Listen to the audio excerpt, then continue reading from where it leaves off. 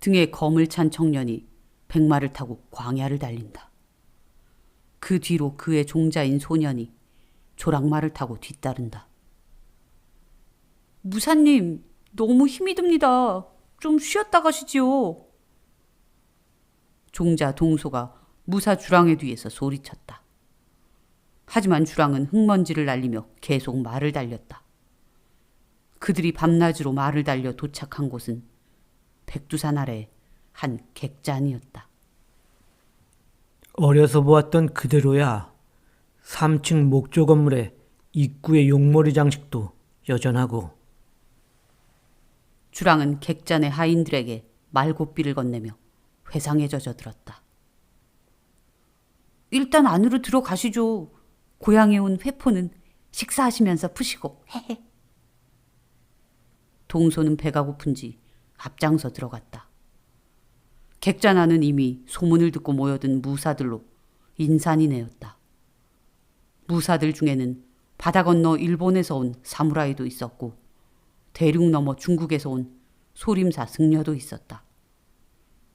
그들이 백두산 아래 용두객잔에 모인 이유는 단 하나. 곤살기를 잡기 위해서였다. 무시무시한 백두산 괴물 곤살기에는 엄청난 현상금이 걸려 있었다. 곤살기는 함경도 일대에서 이미 유명한 괴물이었다. 닥치는 대로 사람을 잡아가 죽이는 통에 그 피해가 극심했다. 특히 젊은 처자들이 대상이 되어 곤살기가 휩쓸고 간 자리에는 여자들이 남아나질 않았다. 그 폐해는 인접한 다른 나라에까지 소문이 퍼질 정도였다. 이에 가장 심각한 피해를 입은 백두산 아랫마을 호서촌은 곤살기를 물리칠 무사들을 불러들이기에 이르렀다. 곤살기를 척살하면 상금이 무려 금 10,000냥. 이런 상황이다 보니 각 지역에 내놓으라 하는 무사들이 속속들이 모여들었다. 하지만 그들마저 번번이 곤살기의 먹잇감이 되고 말았다. 아이고, 황청기를 맡아놓은 손님들이 줄을 잇는구나. 어휴. 용두객잔의 주인 고영감이 끌끌 혀를 차며 고개를 내저었다. 그들 덕분에 밥벌이를 하고 있지만 속수무책 죽어나가는 무사들을 보면 한숨이 나올 뿐이었다. 어르신, 그동안 건강하셨는지요? 손님들을 지켜보던 고영감 앞에 우뚝 한 젊은이가 고개를 숙였다. 이제 막 여장을 풀고 식당에 들어선 젊은 무사였다. 저 모르시겠습니까? 예전에 예에서 살다가 17에 한양으로 올라간 조장군집 둘째 주랑입니다. 으아, 주랑이! 고영감은 주랑의 등에 가로 꽂힌 칼을 보며 놀라 되물었다. 설마 자네도? 네, 어르신. 하지만 저는 현상금을 노리고 온 건 아닙니다. 고영감의 얼굴에 희미한 그림자가 스쳐갔다. 혹시 미양이 때문인가? 고영감의 질문에 주랑은 말없이 고개만 끄덕였다. 한양에서 꽤 이름난 장수가 됐다고 들었는데 여기는 왜 왔어? 곤살기는 인간의 힘으로 상대할 적수가 아니야. 이미 저 세상으로 간 무사들만 해도 좋기 100명이 넘어. 그러니 자네도 딴 생각 말고 다시 한양으로 내려가는 편이. 에이, 그런 자들과 우리 무사님을 비교하시다니요. 주랑님은 신출기모란 검을 갖고 계십니다. 바로 무영검이지요. 무영검 하나면 어떤 괴물이나 귀신도 잡을 수 있습니다. 종자 동소가 툭 끼어들었다. 글쎄, 무영검이든 뭐든 소용이 없다니까. 그 괴물은 도술까지 쓰는 영악한 요괴라고. 천년 묵은 지네라는 소문이 있던데 아마 그 말이 맞을 게야. 그러지 않고서야 그 많은 무사들을 어떻게 그렇게 단숨에 해치우겠나? 어르신 마음은 잘 알겠습니다. 허나 염려치 마십시오. 제 무예도 만만치는 않으니. 주랑은 정중하게 고개를 숙인 뒤 종자와 함께 탁자에 앉았다. 곧 산나물과 만두, 쌀밥 등이 차려지고 두 사람은 묵묵히 식사를 했다. 여기 모인 무사들 모두 내공이 만만치 않은 자들이로군. 몇몇은 익히 이름이 알려진 자들이야. 말없이 만두를 씹던 주랑은 날카로운 눈으로 객잔에 모인 무사들을 관찰했다. 그런데 무사님, 미양이가 누굽니까? 허겁지겁 밥술을 뜨던 동소가 문득 생각난 듯 주랑에게 물었다. 주랑이 뜸을 들이자 동소가 재촉했다. 빨리 말씀해 주십시오. 궁금합니다. 하참, 녀석하고는. 미양이는 내 정원년이라. 정원요? 그게 뭡니까? 에이그 무식한 녀석. 결혼을 약속한 사람이란 말이다. 결혼 약속? 근데 그분이 곤살기에게 잡혀간 겁니까? 그렇다. 내 그 소식을 듣고 어찌 한양에서 호의호식할 수 있겠느냐. 마땅히 원수를 갚아 미양의 한을 풀어야지. 그런데 혹시 살아계실지도 모릅니다. 동소의 말에 주랑이 눈을 부릅떴다. 그 말이 정말이냐? 네, 제가 아까 말에게 건초를 먹이다가 무사들이 하는 얘기를 들었습니다. 곤살기는 잡아간 남자들은 바로 해치우는데 여자들은 동굴에 가둬둔다는 겁니다. 그렇다면 더욱 서둘러야겠구나. 주랑이 벌떡 자리에서 일어나자 동소가 그의 소매를 붙잡았다. 나리, 왜 그렇게 서두르십니까? 일단 다른 무사들이 곤살기와 싸우는 걸 지켜본 후에 움직여도 늦지 않습니다. 그래야 곤살기의 힘도 빠지고 그놈이 얼마나 흉포한 놈인지 알아볼 거 아닙니까? 네 말도 일리가 있구나. 일단 상황을 지켜보자.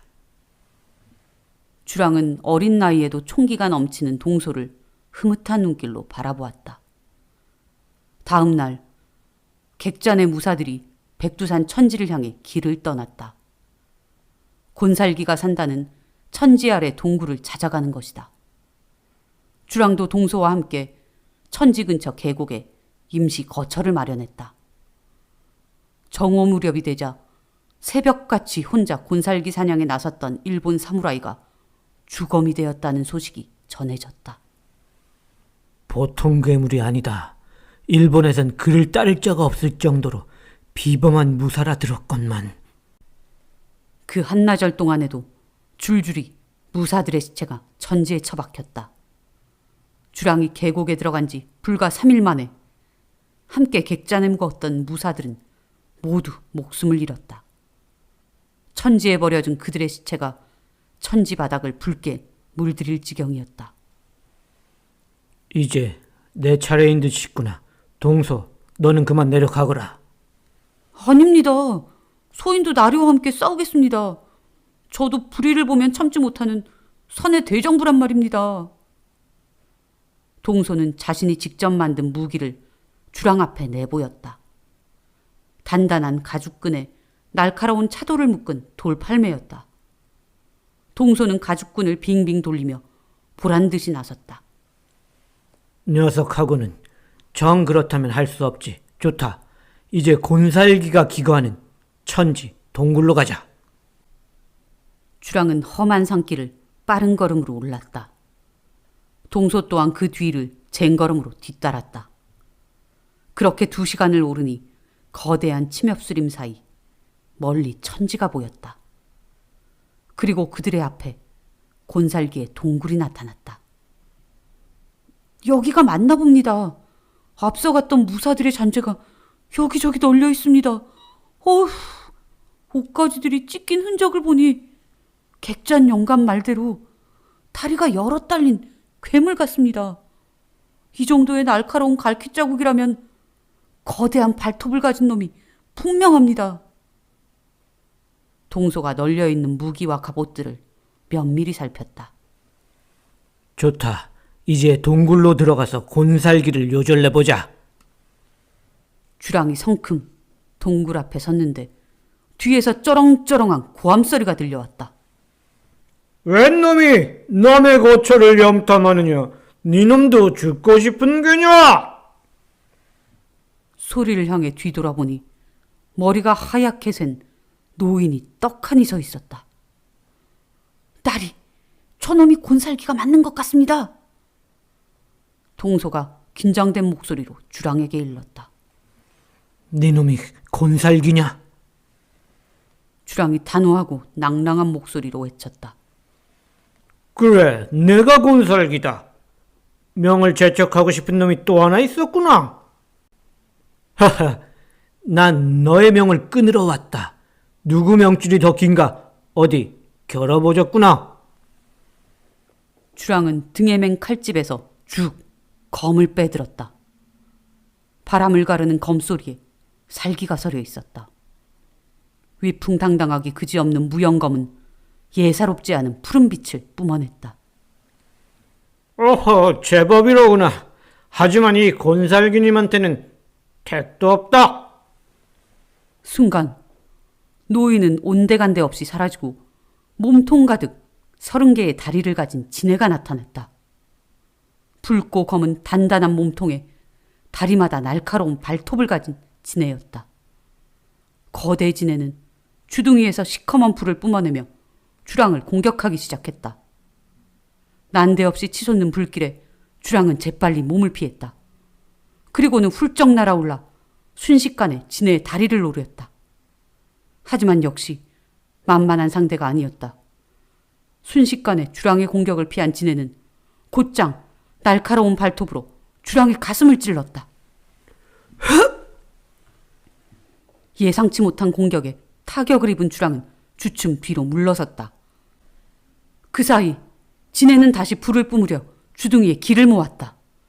그때 수풀에 숨어있던 동소가 자신의 가죽 돌팔매로 지네의 주둥이를 겨냥했다. 턱! 놀라 주춤한 지네에게 주랑의 검이 날아들었다.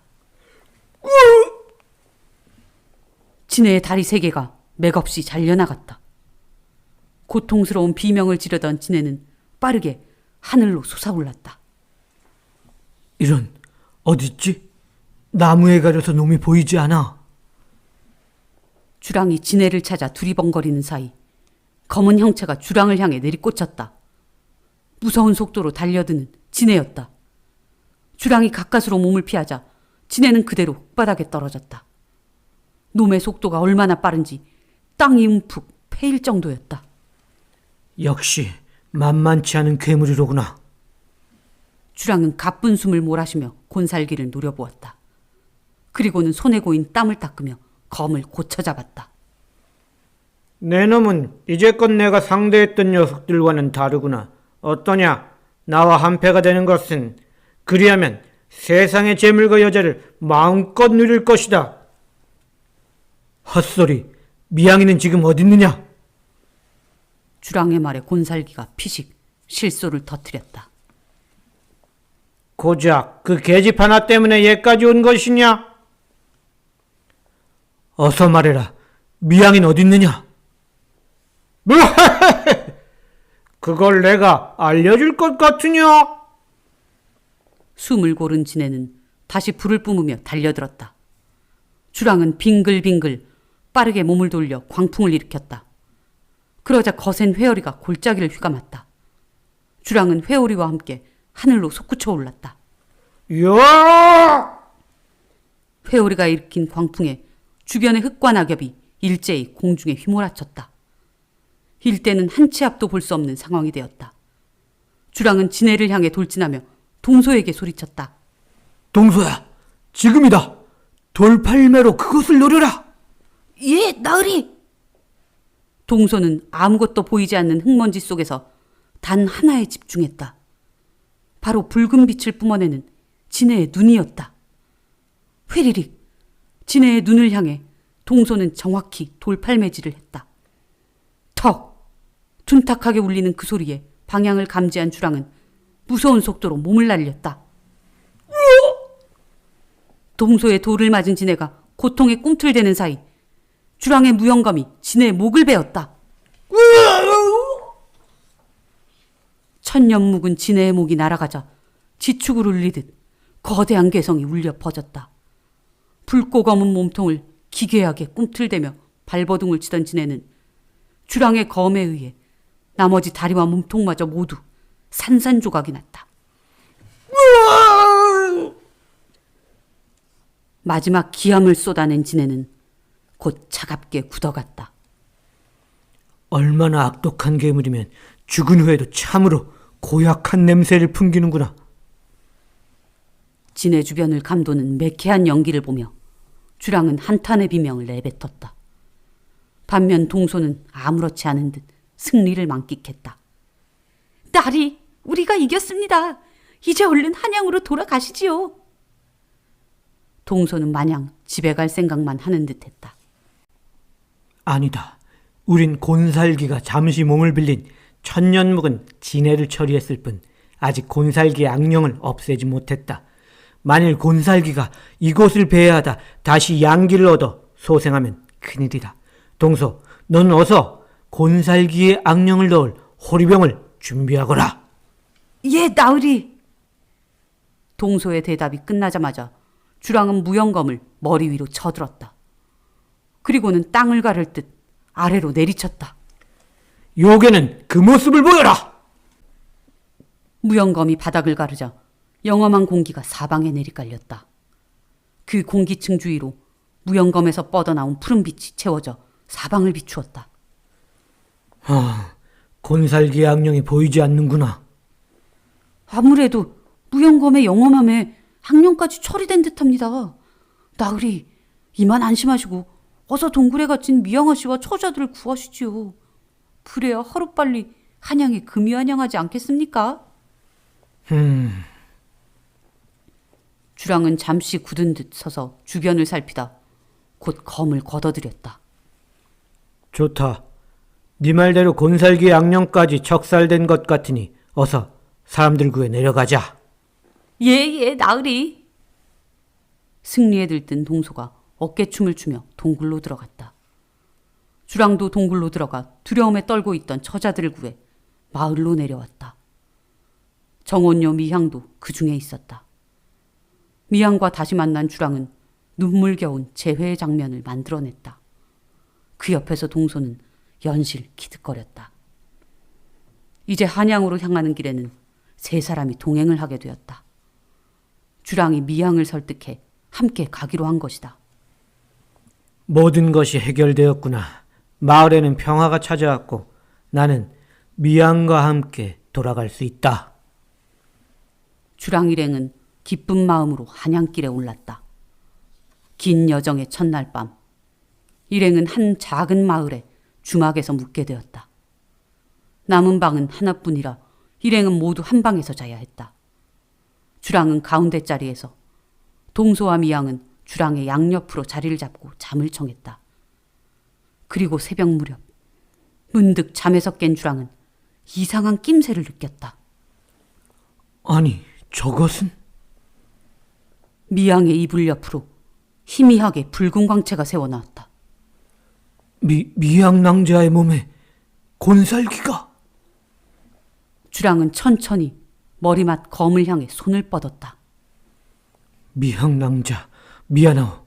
하지만 어쩔 수 없소. 어둠 속에서 빛의 움직임을 살피던 주랑은 서슴없이 검을 내리꽂았다.